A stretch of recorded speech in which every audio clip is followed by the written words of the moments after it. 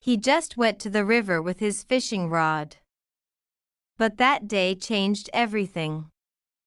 Stay with me, because this is the story of a fisherman whose ordinary morning turned into something far more, where simple words and a chance meeting became the start of a secret. I had seen him many times before, sitting by the water with his old jacket, calm and focused, as if nothing in the world could disturb him. The river flowed, the wind shifted, but he stayed there, steady, watching the float like it held the meaning of life. But that morning was different. That morning, he noticed me. I paused on the path, and I felt his gaze linger on me longer than it should have. He gave a small smile, squinting against the sun. "You're out early," he said, his voice calm, almost familiar, as if we had spoken 100 times before. "And you're out early to fish," I replied, unable to stop myself from smiling back. He shrugged, pulling the line from the water with a smooth, practiced motion, and there was a quiet strength in the way he moved that stirred something inside me. I sat down a little distance away, pretending to rest, but in truth I was listening to his short remarks about the river, the fish, the weather. Then, suddenly, he turned his eyes to me, steady and sharp, and said, "You know, it's better here with you than with any fish." The words were simple, too bold, and too casual all at once. My heart skipped, pounding harder than before, and I realized our little exchange had already become something far more than chance. His words hung in the air, and I wasn't sure if he meant them as a joke or something more. But the way his eyes stayed on me, calm, steady, unblinking, told me he hadn't said it lightly. I felt the heat rush to my cheeks, and I tried to laugh it off, brushing a strand of hair from my face. He set his fishing rod aside, leaning back on his hands, his whole posture relaxed but somehow commanding. "Most people walk by without a word," he continued, his tone even, almost teasing. "You stopped. That makes you different." I tucked my knees close to my chest, pretending to look at the river, but I could feel his gaze still fixed on me, warm and unshakable. The silence between us wasn't uncomfortable, it was charged, alive, the kind of silence that says more than words ever could. Finally, I looked back at him, and for a moment the world seemed smaller, the sound of the water fading into the background. He smiled again, just slightly, and said, "Careful, if you keep showing up like this, I might start waiting for you instead of the fish." My heart gave another wild beat, and I realized this fisherman, with his calm presence and steady voice, was already pulling me in, line and hook, without even trying. I felt my lips curve into a smile I couldn't hide, even though part of me wanted to. He had a way of speaking so simply, yet every word slipped under my skin, pulling me closer without force. The river sparkled in the morning light, but all I could see was him, the roughness in his hands, the steadiness in his posture, the quiet confidence that made me feel strangely safe. He leaned forward a little, resting his elbows on his knees, and his voice dropped just enough to make me lean closer too. "You don't seem like the kind of girl who comes to the river just for the view," he said. I let out a soft laugh, nervous but sincere. "And what kind of girl do I seem like to you?"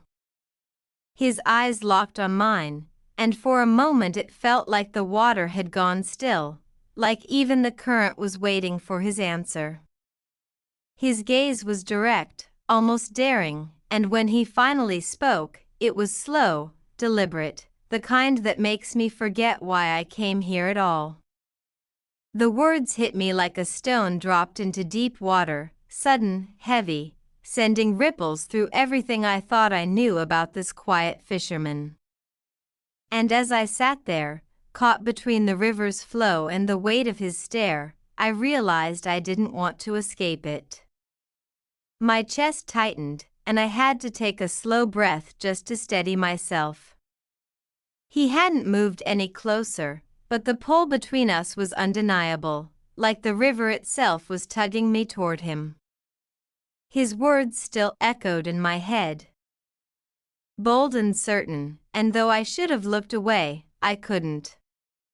He leaned back slightly, his eyes never leaving mine, and with a half-smile he added, "Don't look so surprised. You must know the effect you have." I shook my head quickly, flustered, though my lips betrayed me with another smile. "I don't," I whispered. He studied me for a long moment, the morning light catching in his eyes, making them look deeper, darker. Then, slowly, he reached down, picked up a small stone from the shore, and tossed it into the river. The ripples spread wide, and his voice came low, steady, carrying more weight than the simple gesture, "Well, now you do." Something in me shifted then, subtle but powerful. It wasn't just the charm of a man by the water, it was the way he spoke, the way he looked at me, like I was no accident at all. And in that quiet space, with the river flowing and the world standing still, I realized I didn't want this moment to end. He let the silence stretch, only the gentle rush of the river filling the space between us. I hugged my knees tighter, but it wasn't from the chill, it was from the way his presence pressed on me, steady, inescapable. He seemed so at ease, as if the world always bent into his rhythm, and yet with one look he had thrown mine completely off balance. When his hand moved again, it wasn't toward the fishing rod. Instead, he brushed a fallen leaf from the rock near where I sat, his fingers passing so close that I felt the warmth of him even without a touch. "You see," he murmured, almost like he was speaking more to himself than to me. "You sit here a few minutes, and suddenly the river isn't the most interesting thing anymore." My lips parted, but no words came. His tone wasn't teasing now, it was low, intent, threading between us like a current. My heart picked up, loud enough I wondered if he could hear it. He leaned forward again, not much, just enough to draw me into his space, his eyes never wavering from mine. "You should know," he said softly, "I don't say things I don't mean." The air grew heavier, charged, and in that instant the fisherman by the river didn't feel like a stranger anymore. He felt like someone fate had placed in front of me, someone I wasn't sure I could resist, even if I wanted to. His words sank into me like the ripples from that stone, spreading wider and deeper with every heartbeat. I couldn't look away, his gaze held me there, calm but unyielding, like he'd already decided something I hadn't yet dared to admit. He shifted closer, the gravel crunching softly under his boots, and now the space between us was no more than a breath. My pulse quickened, every nerve awake, aware of the heat radiating from him. He didn't touch me, but the weight of his nearness was heavier than any embrace. "You make it hard to keep still," he said at last, his voice low, steady, carrying more meaning than the simple words. "I came here for the quiet, but now all I hear is you." The confession slipped between us like a secret, and I felt my lips tremble with the start of a smile I couldn't contain. My fingers dug into the blanket around my shoulders, holding on to something, anything, to ground myself. The river flowed, birds stirred in the trees, but all of it faded, leaving only him, the fisherman whose calm had hooked me as surely as if I'd been caught on his line. And in that moment, I realized I wasn't struggling to break free. I was already choosing to stay. His eyes softened just a little, but the intensity never left them. He studied me so closely it felt like he was trying to read every thought in my head. An invisible thread stretched between us, delicate yet unbreakable, and I already knew there was no pulling away from it. He set his fishing rod aside completely, as if the river no longer mattered, and turned his body fully toward me. His knee brushed near mine, that small shift in space sending a shiver through me stronger than the morning chill ever could. "You don't realize," he said, his voice low and steady, "how unexpected this is for me. I've grown used to the river, to silence, but now all my focus is on you." The words carried no hesitation, only quiet certainty, and they struck harder than I was prepared for. I caught his gaze and found myself trapped there, unable, unwilling, to look away. And the longer we sat that close, the more I felt it. This wasn't just a passing moment on the riverbank. This was the start of something that stole my breath and left the world spinning. The sound of the river faded into the background, its steady current no match for the pounding in my chest. He was so close now that I could feel the warmth of him, see the roughness of his hands, the faint shadow of stubble along his jaw. He didn't move quickly, didn't rush, but his presence pressed against me with more weight than any touch could. His gaze dropped briefly to my lips before lifting back to my eyes, and the air between us grew impossibly heavy. I swallowed hard, my fingers tightening around the fabric of my skirt, but I didn't back away. I couldn't. "I didn't come here looking for this," he murmured, his voice lower, huskier now. "But I'd be a fool to turn from it." The way he said it left no space for doubt. My breath caught, my lips parting as if to speak, but nothing came. The world felt paused, the breeze, the river, the morning light, and in that pause I knew I was already caught, not by his fishing line, but by him. When his hand finally reached out, brushing lightly against mine, the touch was simple, almost accidental. Yet it sent a spark rushing through me, hotter than the sun breaking over the water. And in that instant, I understood, I wasn't afraid of being pulled in. I was already his catch. His fingers lingered against mine, rough and warm, and though the touch was light, it anchored me completely. I should have pulled back, but instead my hand shifted just enough to meet his, my pulse racing at the quiet choice I had just made. His eyes flickered, catching the movement, and a small, knowing smile touched his lips, not triumphant, not mocking, but certain, as if he'd been waiting for this. The river glistened beside us, the morning sun spilling gold across the water, but all I could see was him. He leaned a little closer, his shoulder brushing mine, and the closeness stole the breath from my chest. "You feel it too," he said softly, not a question, but a fact spoken into the space between us. I exhaled shakily, my gaze dropping to the ground before rising back to meet his. The intensity in his eyes made my whole body tremble, and I couldn't find the words to deny it. I didn't need to, my silence gave him the answer he wanted.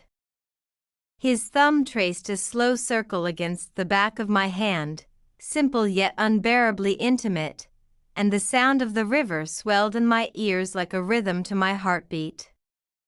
For the first time, I realized this wasn't chance, wasn't a passing morning by the water. I had stepped into something deeper, and there was no turning back. His thumb kept moving in that slow, deliberate circle, and every stroke sent heat racing up my arm, flooding through me until I thought I might break from the tension. He was close enough now that I caught the scent of him, the faint mix of river, earth, and something warmer, something undeniably his. I lifted my eyes again, and he was already watching me, steady and unflinching. That look held me fast, stronger than his hand ever could. He didn't need words, his silence said everything, filling the space between us with meaning too heavy to ignore. Finally, he leaned just a little nearer, enough that his shoulder pressed more firmly into mine. His voice dropped low, almost a whisper, as though he was speaking directly into me. "You belong here, right beside me." The words wrapped around me, soft yet absolute, and I felt the last of my resistance crumble. My fingers curled against his hand, gripping back, not out of fear but out of the sudden, dizzying need to stay connected to him. The river rushed on, the sun climbed higher, but none of it mattered anymore. All that mattered was the fisherman's touch, his nearness, and the dangerous, undeniable truth that I was already his. His hand tightened around mine, not enough to hurt, just enough to make it clear he wasn't letting go. The warmth of his grip, the roughness of his skin against my softer fingers, sent shivers racing up my spine.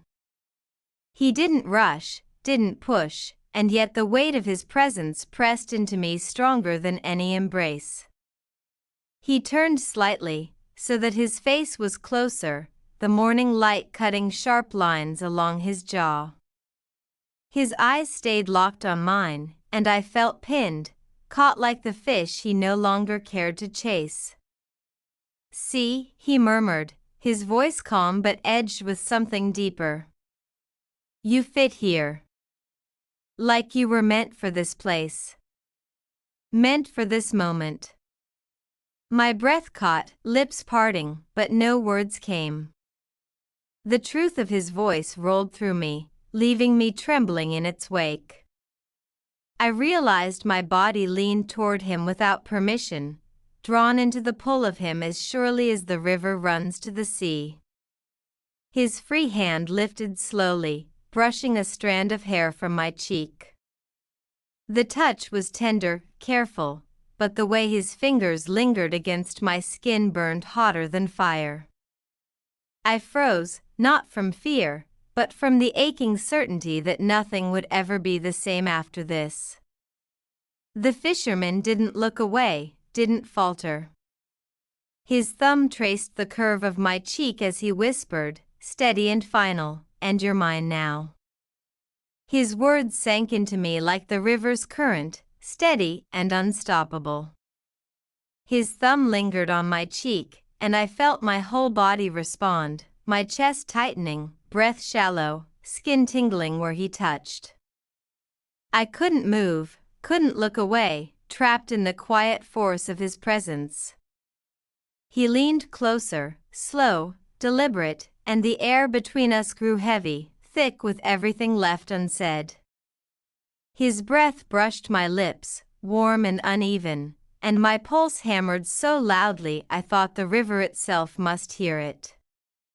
I didn't realize until then that my hand had tightened around his, holding him just as firmly as he held me. My silence, my stillness, all of it was already an answer. His eyes searched mine one last time, as if to make sure I wouldn't retreat, then his mouth brushed against mine, not rushed, not careless, but with a certainty that stole the air from my lungs. The world fell away, no river, no morning sun, no time at all.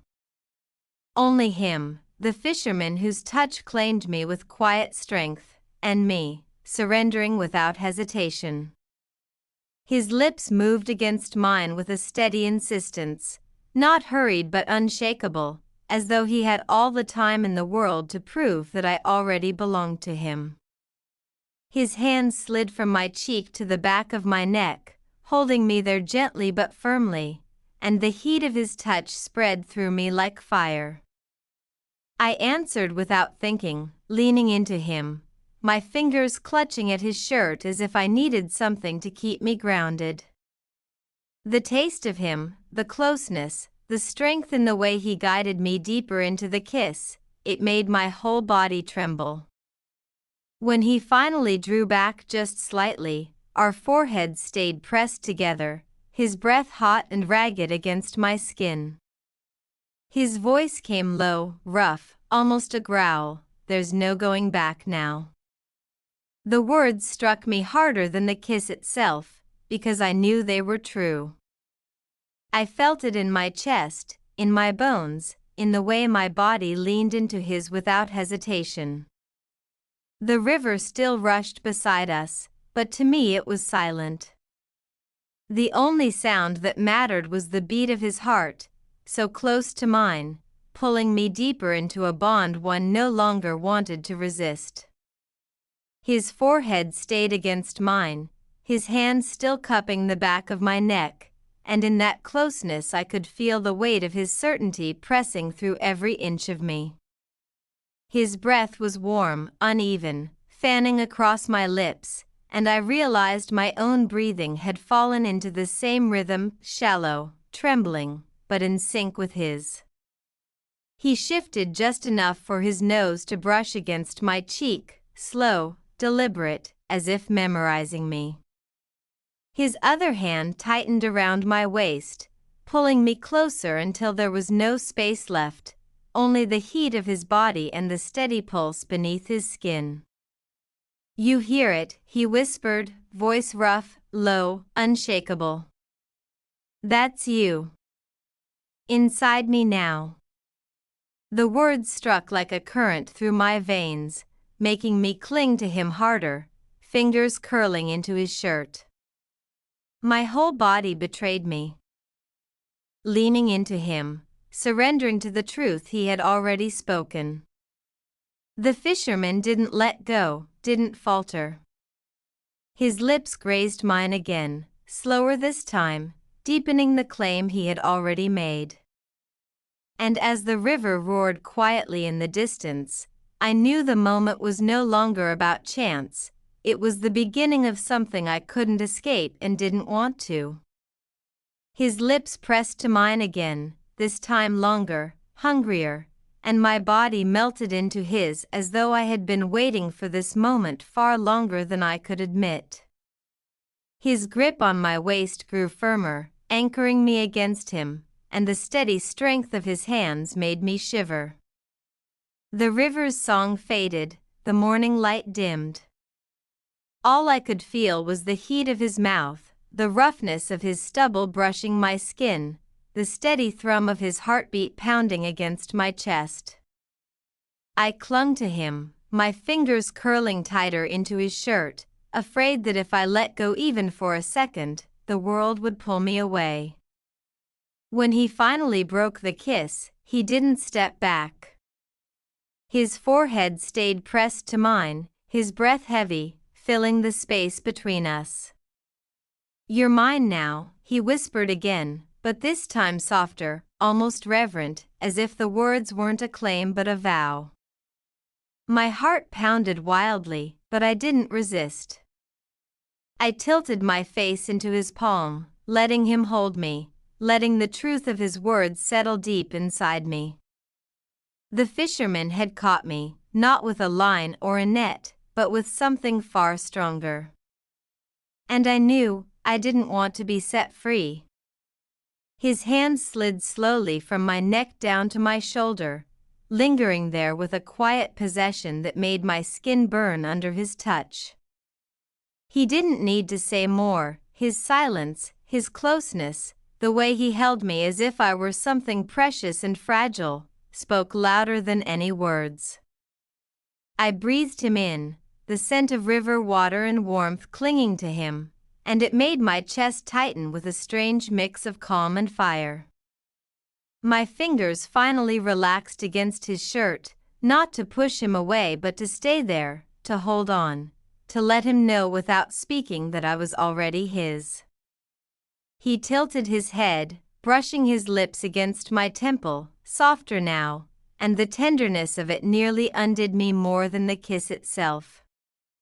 "I don't let go of what I've claimed," he murmured, his voice deep and certain, vibrating through me like the river's current. I closed my eyes, surrendering fully to the moment, to him. The fisherman's strength, his quiet dominance, the heat of his touch, it all wrapped around me like the river's flow, unstoppable, unending. And deep inside, I realized I wasn't just caught. I wanted to be. His arm tightened around my waist, pulling me closer until I could feel every line of his body pressed against mine. The roughness of his touch was tempered by the steadiness in it, a balance of strength and control that left me trembling. His lips lingered at my temple, then trailed slowly toward my ear, and every breath he released against my skin made my pulse stumble faster. "You feel it too," he whispered, not as a question but as a truth he already knew. His voice was low, certain, and the way it vibrated against my skin left no room for denial. I swallowed hard, my fingers clutching his arm, and though I couldn't bring myself to answer, my silence was louder than words. He shifted just slightly, enough for our eyes to meet again, and the intensity in his gaze pinned me in place. The river rushed on, indifferent and eternal, but here in his hold time had stopped. His thumb brushed across my lower lip, slow and deliberate, and my breath caught in my throat. Then, with a certainty that made my whole body shiver, he said, "You belong to me now, and I'll never let the river take you away." His words wrapped around me like chains made of fire, unbreakable, burning, and yet I didn't want freedom. His thumb lingered at my lip, the rough pad brushing softly, and I found myself leaning into it, surrendering to the pull that had already consumed me. He lowered his head, and his mouth captured mine again, slower this time, deeper, as though he wanted to etch the taste of me into his very soul. My breath hitched, my body melting against him. And my hands slid up over his chest, gripping the fabric as though holding on to the only anchor in the world. The kiss broke only when we both needed air, and even then he didn't release me. His forehead rested against mine, his hands steady on my waist, keeping me pressed tight to him. His breath was rough, uneven, and his words came like a vow carved in stone. "You're mine now. Not just today, not just here by the river, always." The current rushed, the morning sun burned brighter, but I heard only him. And as I closed my eyes, still caught in his hold, I realized the truth. I hadn't just been saved, I had been claimed. And there was no part of me that wanted to resist it. His lips brushed mine once more, slower, softer, as if sealing what had already been spoken. His hand stayed firm at my waist, holding me close, and I felt the steady rise and fall of his chest against mine, grounding me in a moment that no longer belonged to the world outside. The river roared on, endless and untamed, but here in his arms there was only stillness, only the quiet certainty that everything had already changed. His forehead rested against mine, his breath warm and ragged, and in his eyes I saw not a question, not a game, but a vow. "I found you here," he whispered, his voice low, rough with emotion, "and I won't ever let you go." And as the sunlight spilled over the water, gilding his face in gold, I knew he meant it. I wasn't just a passerby on the river's edge anymore. I was his fully, irrevocably, and forever.